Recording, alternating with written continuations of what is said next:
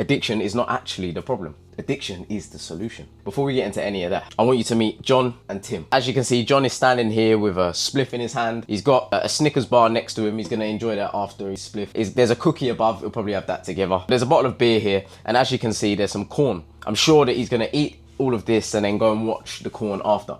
But over here, we have Tim. Tim is flexing his biceps. Tim is massive. Tim's been going to the gym, also his legs as well. This is a side tangent note. Don't miss leg day. Please don't miss leg day, all right? And there's a dumbbell here. Of course, that's how he got those big arms. There's a steak over here. And there's a book. After he's finished lifting weights and eating his steak, Tim's gonna sit down and read a book. Now, why have I told you any of that? Why does any of that matter? Well, what if I told you that John and Tim have both got addictions? This word addiction that we see and we instantly think negative thoughts and drugs, bad things. Tim's addicted. John's addicted. But how did they get there? And how do we end up like Tim and not like John? As much as I make a little bit of a joke out of this, this was my reality. For years, I was like John. I was addicted to sugary processed foods. I was drinking every weekend. I was smoking. I was watching no websites. You know, I ain't gotta get into the details, right? But I was doing all of this stuff. And yes, I would put it under the category of an addiction. Not necessarily because I would have labeled myself as addicted. And you may have been in a similar position as well, or you may be in a similar position, but it wouldn't necessarily label it as an addiction like I can never stop it. But I'll label it as an addiction because it's what I do on a pretty much daily basis. Addiction is not necessarily what you can't stop. Addiction is a psychological attachment to something, but it's not necessarily that you can't stop. It's what you do on a daily basis.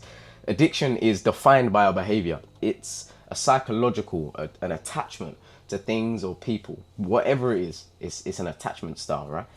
Which we're gonna get into attachment styles in a little while. This deep desire that I had for pleasure, this deep desire that I had for enjoyment and experience and happiness, or whatever you want to call it, was the addiction. Now, I know that's not just me. I know that's something that we all suffer with, but that's something that we all experience. Every day we wake up and instantly we're thinking about what is going to gratify us during this day.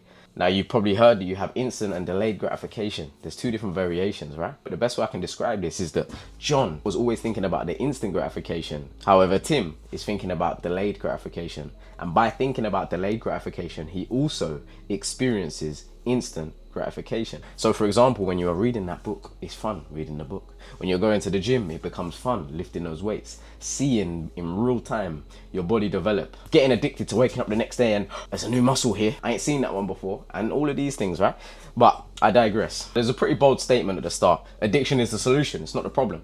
Now here's why. Now you've maybe heard of this thing called attachment styles. You know, this part of the video, this is where we get a little bit more sciencey and all that stuff, right? So stay with me. I need you to stay with me on this. Attachment styles are simply how we attach or don't attach to things or people. Now there's a couple. Maybe someone that is anxious avoidant. That's like an attachment style that you avoid intimacy, you avoid connecting with people because you're anxious about maybe the potential of the outcome. You think, look, I could connect with this person, I could fall in love with this person, but they might hurt me, so I'm just not gonna do it. That's an attachment style of anxious avoidance. That's being avoidant of this person, or or falling too deep in love, or whatever it is, right? I say all of them, not because any of them really matter in this, but simply to say that humans have an attachment style. An attachment style is simply a desire and need for an attachment to someone. We're children, then we grow up, then we mate with someone else to create a child, and we crack on, blah, blah, blah, blah, right?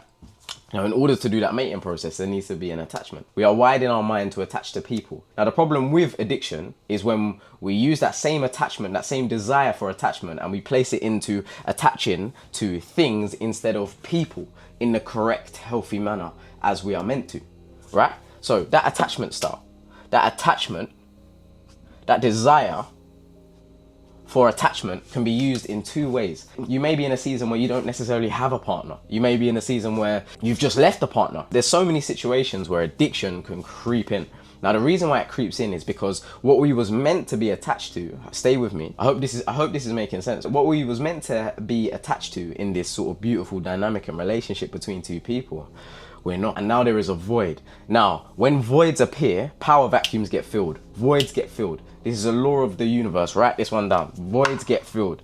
if we leave a void open, something is going to fill it. The problem is with addiction is not necessarily that something fills it, it's what fills it. Addiction is not the problem, it's the solution. Why? Because if the right things fill that void, which we're always going to have, even if we're connected to someone, we're always going to have a void in us. Now, if we can wire our minds to become addicted to working out, to eating the right food, and to learning, and to improving ourselves, that is only going to improve our attachment styles to the people that we're meant to be attached to, as in our partners, as in our friends, as in our family. It is only going to improve that dynamic and relationship. Now, of course, if it doesn't go overboard, there are extremities on every side of this spectrum. This is simply about understanding the desire that we have for connection, the desire that we have for attachment, and the inevitable void, the inevitable empty parts of us that we will have. And what do we fill it with? That time, that empty couple of hours, what do we do with it? That empty couple of months maybe that we go through, these seasons that we go through, well, like, what do we do with it? We have a couple of free hours every day and we have that decision. Are we going to become addicted to things that give back to our attachment styles and give back to our friendships and our relationships and our family and the people that we're meant to be connected to?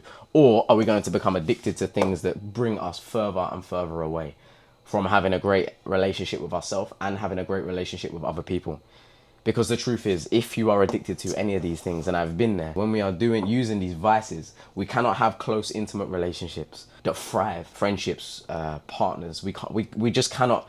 These things, junk, processed foods, alcohol, corn, drugs, all of these things, and healthy relationships don't operate in the same bubble.